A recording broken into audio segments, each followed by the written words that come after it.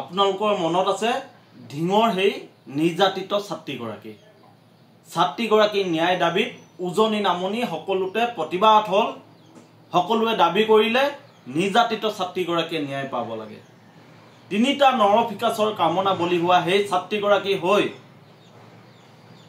সকলোৱে প্ৰতিবাদ কৰিলে, সকলোৱে ন্যায় দাবী কৰিলে আৰু প্ৰাপ্ত খবৰ অনুসৰি এগৰাকী অভিযুক্ত পানীত পৰি মৃত্যু ঘটিলে। এতিয়া প্ৰশ্ন হয়, সেই ছাত্ৰীগৰাকীৰ ভৱিষ্যত কোন দিশে ধাৱমান?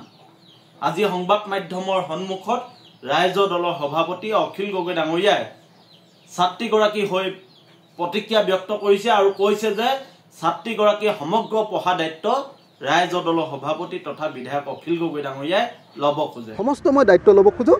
যদি পৰিয়ালে বিচাৰে, মই পৰিয়ালক কৈ আহিছোঁ, যদি তেনেকৈ বিচাৰে তেতিয়াহ'লে মই মোৰ নিজৰ ছোৱালীৰ নিচিনাকৈ তাইক পুৰা পঢ়োৱাৰ দায়িত্ব ল'ব খোজোঁ। আপোনালোকে আমাক মতামতৰ জৰিয়তে জনাব, ৰাইজৰ দলৰ সভাপতি অখিল গগৈ ডাঙৰীয়াৰ এই পদক্ষেপ আপোনালোকে কি ধৰণে বিবেচনা কৰে। আমি ভাবোঁ ছাত্ৰীগৰাকী যি ভৱিষ্যতৰ দায়িত্ব, সেই দায়িত্ব যদি সঁচা অৰ্থত যদি অখিল গগৈ ডাঙৰীয়াই ল'ব খোজে তেতিয়াহ'লে আমি ভাবোঁ এয়া এক আদৰণীয় পদক্ষেপ।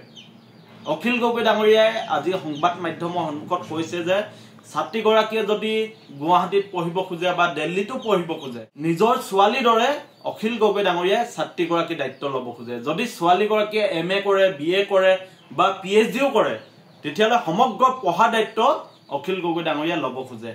আৰু ইতিমধ্যে ছোৱালীগৰাকীৰ পৰিয়ালক অখিল গগৈ ডাঙৰীয়াই অৱগত কৰিছে যে যদি ছোৱালীগৰাকীৰ পৰিয়ালে বিচাৰে তেতিয়াহ'লে অখিল গগৈ ডাঙৰীয়াই ছোৱালীগৰাকীয়ে সমগ্ৰ দায়িত্ব ল'ব আৰু অনাগত দিনত ছোৱালীগৰাকীয়ে তেখেতৰ জীৱনত যি ধৰণে আগবাঢ়িব খোজে, পঢ়া শুনা দিশতেই হওক বা তেখেতৰ সকলো দিশৰ দায়িত্বও অখিল গগৈ ডাঙৰীয়াই ল'ব খোজে। তাই যদি দিল্লীত পঢ়িব খোজে দিল্লীত, গুৱাহাটীত পঢ়িব খোজে যদি গুৱাহাটীত, তেতিয়াহ'লে তাইক মই পঢ়ুৱাব খোজোঁ। কিন্তু আমি কেৱল ঢিঙৰ যি নৰকীয় কাণ্ড ইয়াক লৈ ক্ৰিয়া প্ৰতিক্ৰিয়া দি থাকিলে নহ'ব।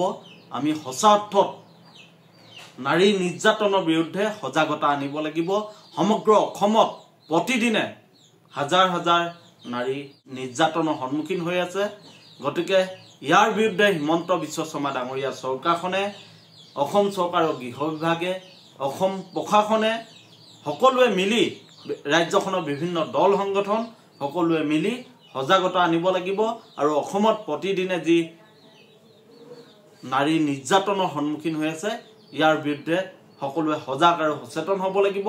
আৰু আমাৰ মানুহৰ মাজত যি মানসিকতা গঢ় লৈ উঠিছে এই মানসিকতা আমি সলনি কৰিব লাগিব।